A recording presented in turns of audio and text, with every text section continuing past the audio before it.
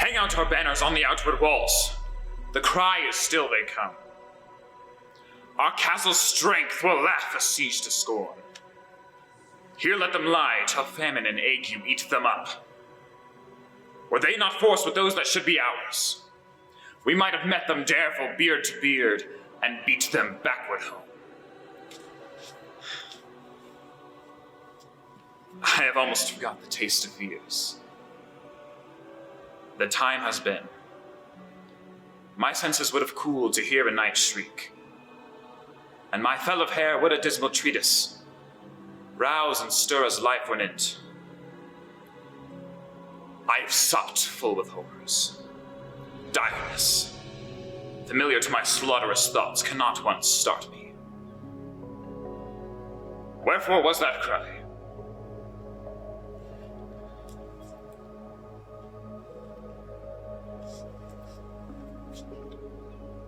She should have died hereafter.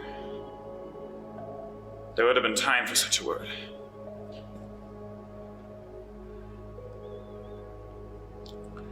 Tomorrow, and tomorrow, and tomorrow creeps in this petty pace from day to day.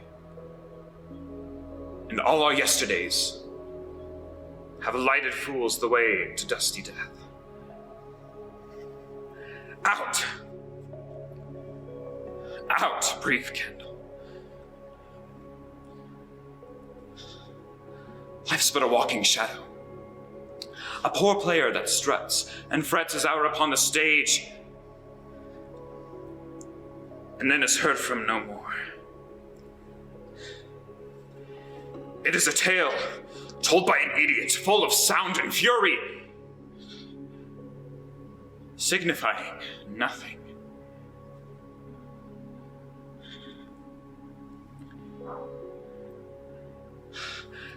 I can be wary of the sun, and the estate of the world, which I wish were now undone. Blow, wind, come rack. At least we'll die with harness on our back. Thank you.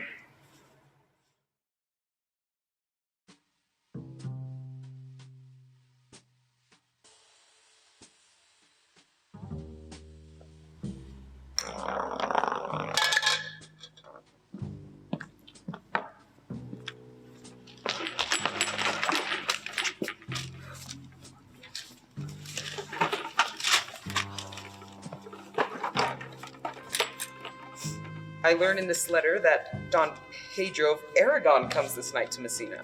He was very nearby this. He was not 3 leagues off when I left him. How many gentlemen have you lost in this action? But few of any sort, and none of name. A victory is twice itself when the achiever brings home full numbers. We learn here that Don Pedro hath bestowed much honor on a young Florentine called Claudio. And much deserved on his part, uniquely remembered by Don Pedro. He hath borne himself beyond the promise of his age, dreamed the figure of a lamb, feats of a lion. He hath better bettered his expectations, and you must expect me to tell you how. He hath an uncle here in Messina, will be very much glad of it. I already delivered him letters, and there appears much joy in him.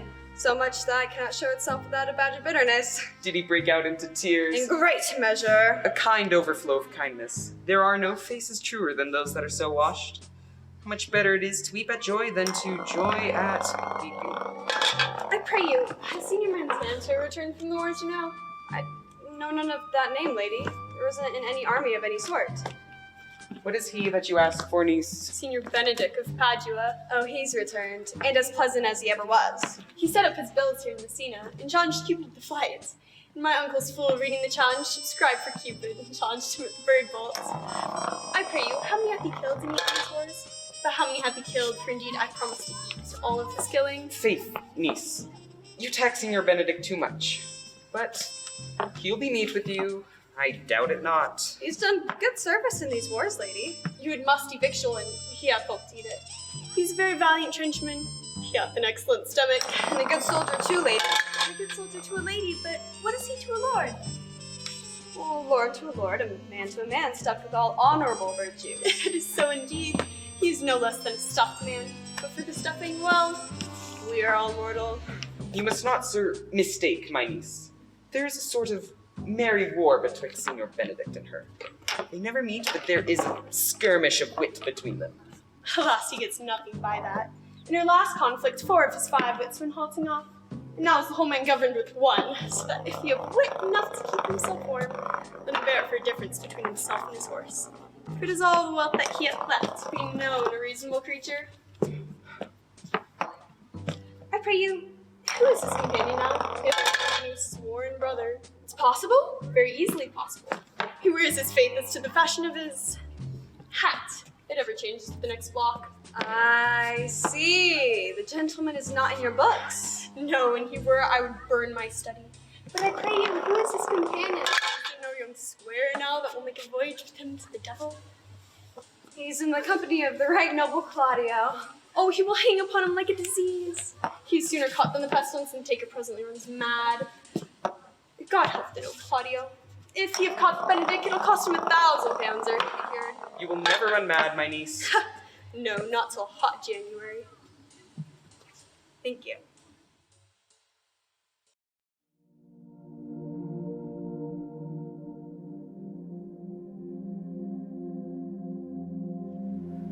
Boldness comes to me now and brings me heart. Prince Trollus, I have loved you night and day for many weary months. Hard to seem one, but I was one, my lord, with the first glance that I ever... Pardon me, if I confess much, you will play the tyrant. I love you now, but not till now. In faith, I lie.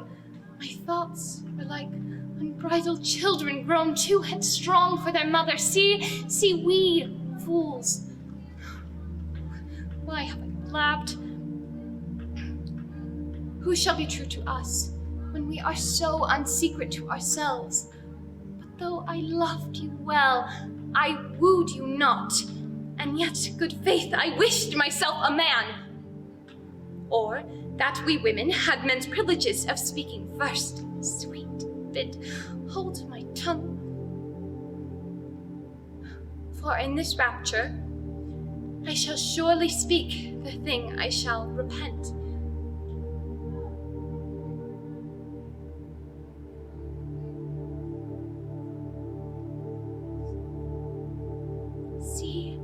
See, your silence, cunning and dumbness from my weakness draws, my very soul of counsel. Stop my mouth. My lord, I do beseech you, pardon me. 'Twas not the purpose thus to beg a case.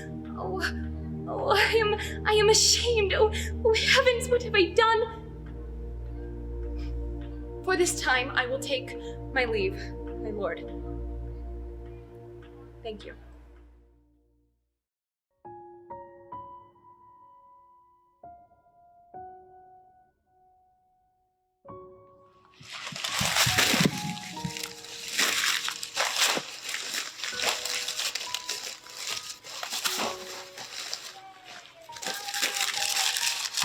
Didst thou hear the verses?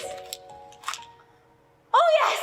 And more too, for some of them had more feet than the verses would bear. That's no matter, the feet might bear the verses. Aye, but the feet were lame and could not bear themselves without the verse.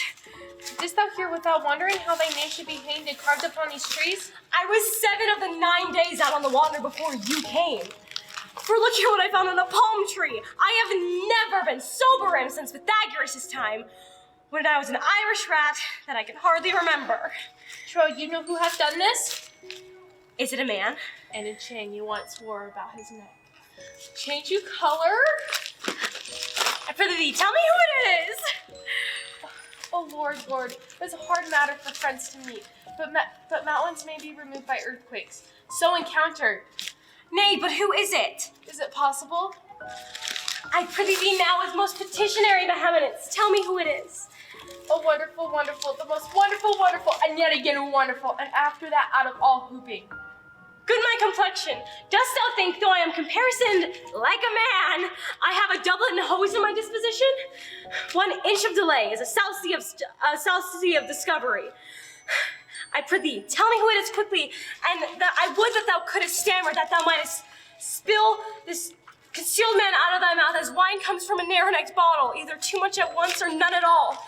I prithee, take the cork out of thy mouth that I may drink thy tidings. So you may put a man in your belly. What manner of man is he? Is his head worth the hat or his chin worth the beard? Nay, he hath but a little beard. Why, God will send more if he be thankful. I will stay the growth of his beard, if you delayest me not the knowledge of his chin.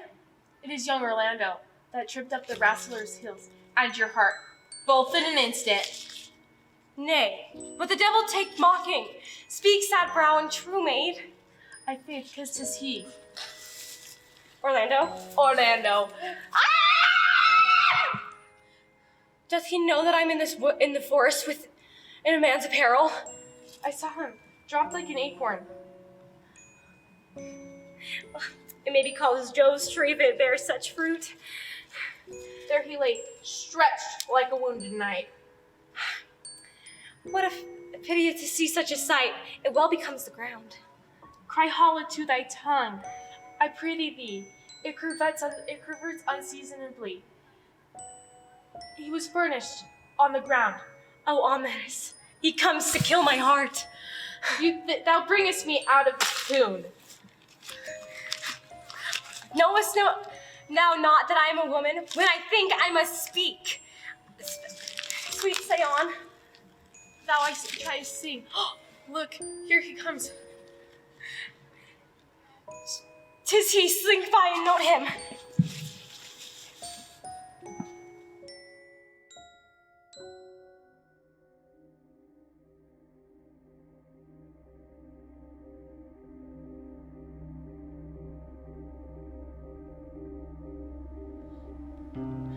Noblest of men won't die.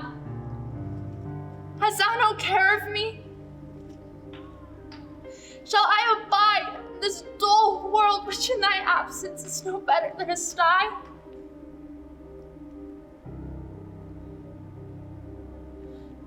Women, the crown of my earth doth melt, my lord.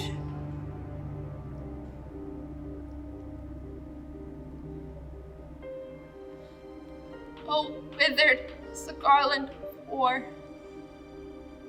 The soldier's pole is fallen, and young boys and girls are level now with men. And there's nothing left remarkable beneath the visiting moon.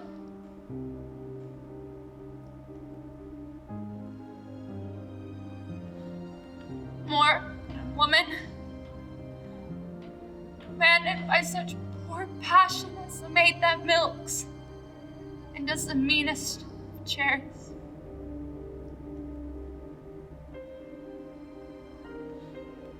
It were for me to throw my scepter at the injurious gods, to tell them that this world did equal theirs till they had stolen our jewel.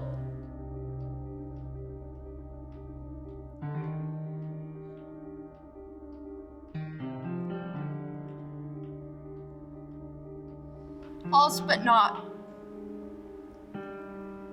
For patient is sottish, and impatient does become a dog that's mad.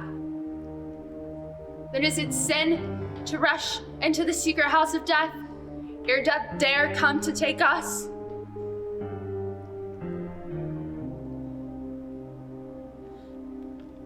How do you, women?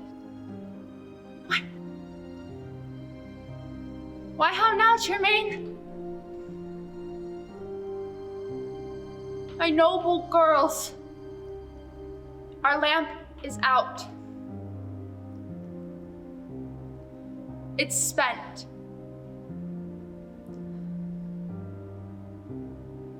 Good sirs, take heart. We'll bury him. Then what's brave, what's noble, we'll do after the high Roman fashion and make death proud to take us. Come away. The case that once held that huge spear is now cold. Women, come. We have no resolution but death.